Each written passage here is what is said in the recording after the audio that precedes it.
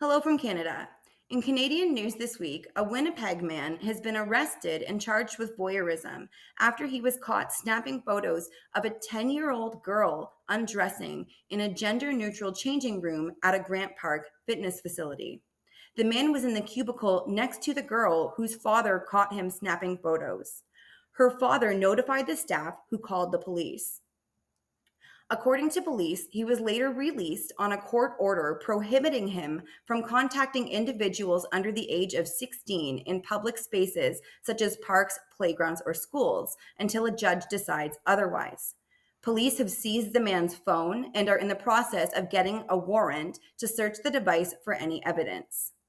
This is yet another example of our government refusing to provide adequate protection for women and girls from men and insisting that gender neutral changing facilities are fair and safe for everyone.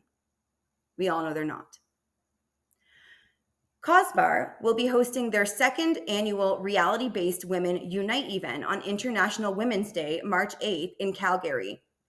This is the biggest event of the year for gender critical women in Canada. The speakers list includes Amy Ham, Heather Mason, Drea Humphrey, Maureen Sullivan, Ghislaine Gendron, and Kara Dansky. I attended this event in Toronto last year, and it truly was an incredible experience. If you'd like to go, you can visit the CEDAW website or their Twitter page to purchase tickets. Finally, last Monday, Justin Trudeau announced his resignation. Well, this outcome wasn't what most Canadians were hoping for. We wanted an election. There are some benefits to a prorogued parliament.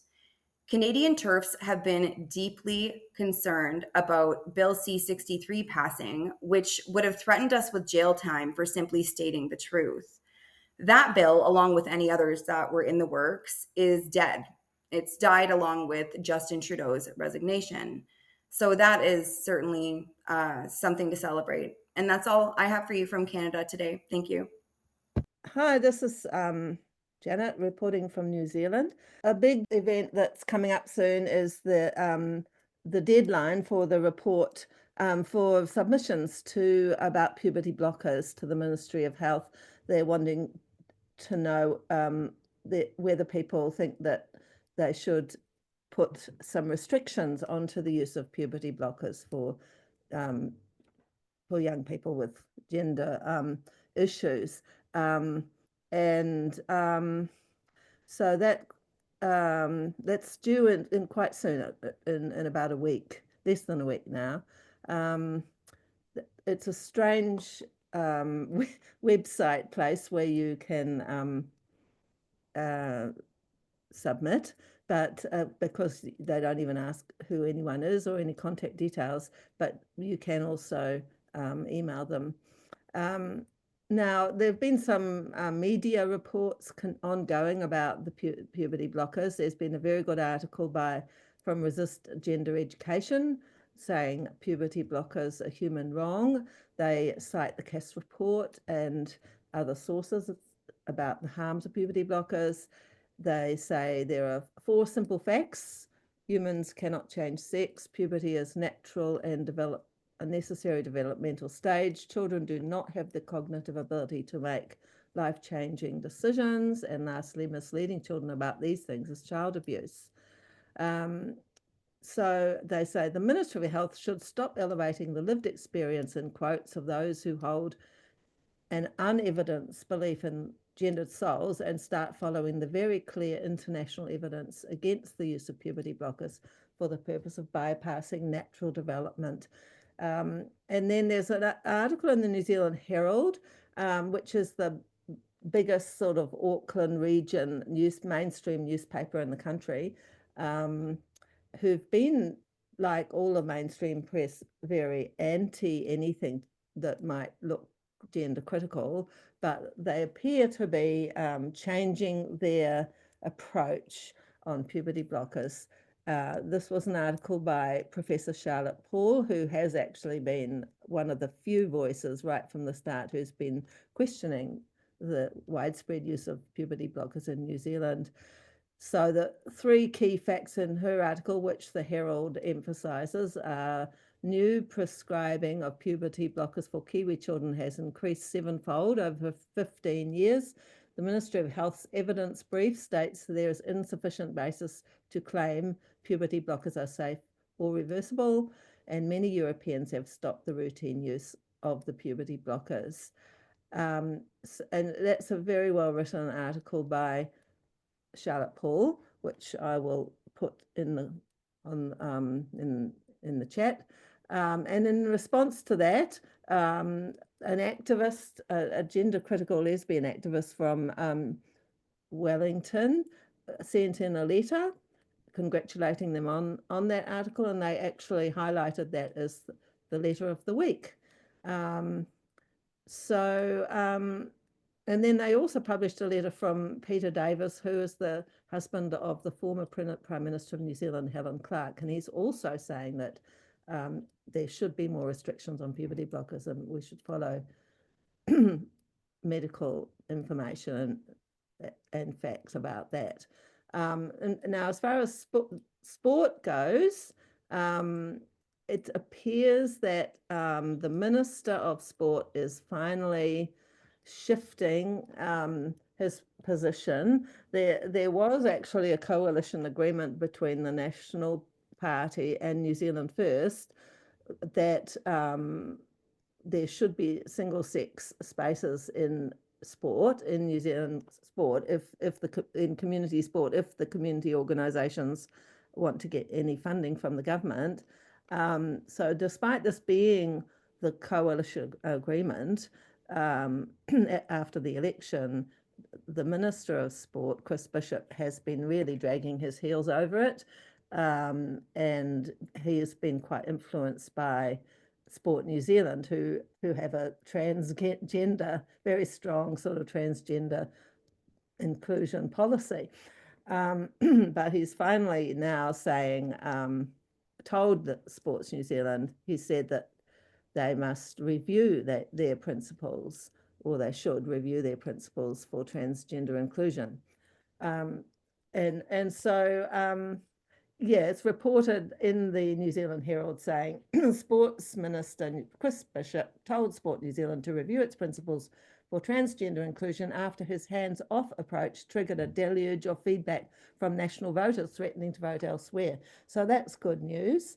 And I think the Ministry of Health holding seems to be good news, but they've at least admitted that the Cass report is right and that puberty blockers are not proven to be safe and effective.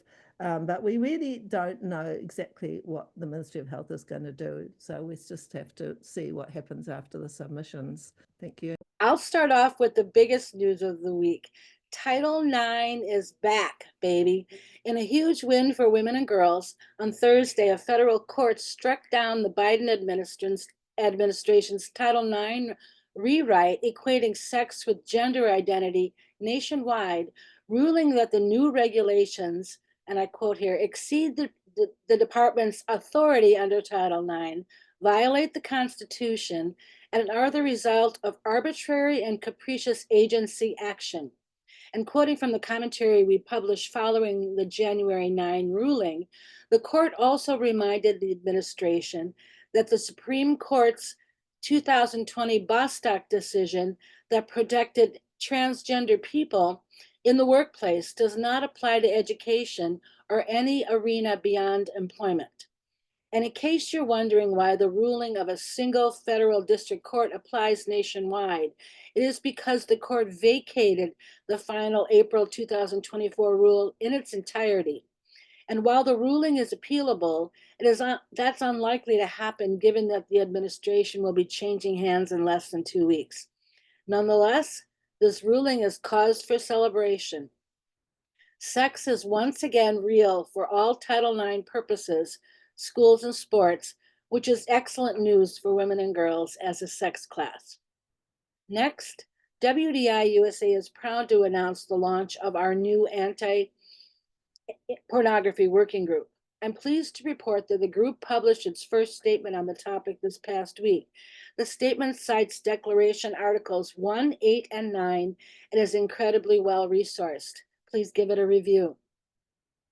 With state legislatures back in session, Our SLA team issued a call to action requesting volunteer assistance to help track the introduction of new bills protecting the sex-based rights of women and girls using the tools provided at legiscan.com. Any relevant bills can then be forwarded to our info@womensdeclaration-usa.com email address, where they will be reviewed and subsequently forwarded on to the SLA team.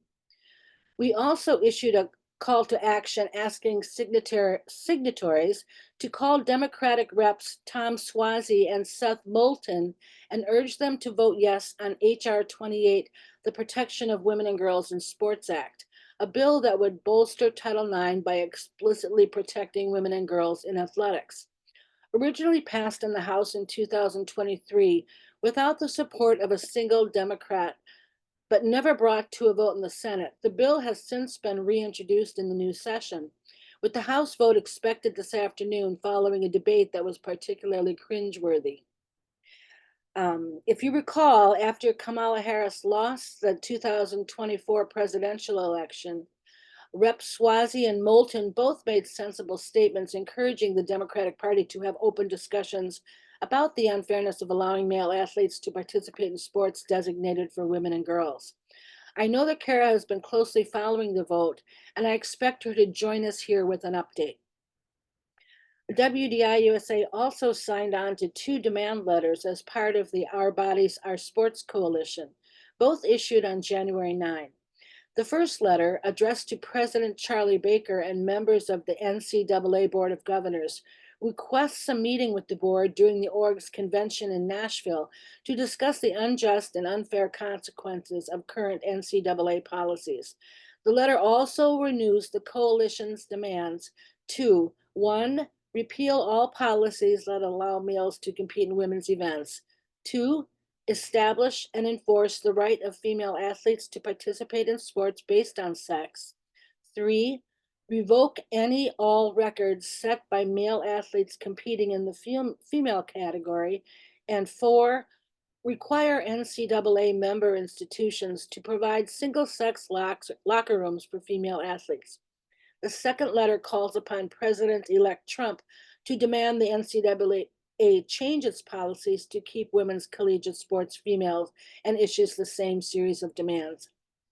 And finally, we are saddened to hear of the death of volunteer Brandy Kochen, aka Runaway Siren 940 on YouTube, at the age of 23, apparently as a result of complications arising from mismanagement of her type 1 diabetes, as a family member described it in a fundraising appeal. Brandy was a former member of our lesbian caucus who also assisted us on video projects. As one board member put it, she was so young and alive and seemingly fearless. Rest in peace, Brandy, and know that you will be missed. That's all I have today. Thank you.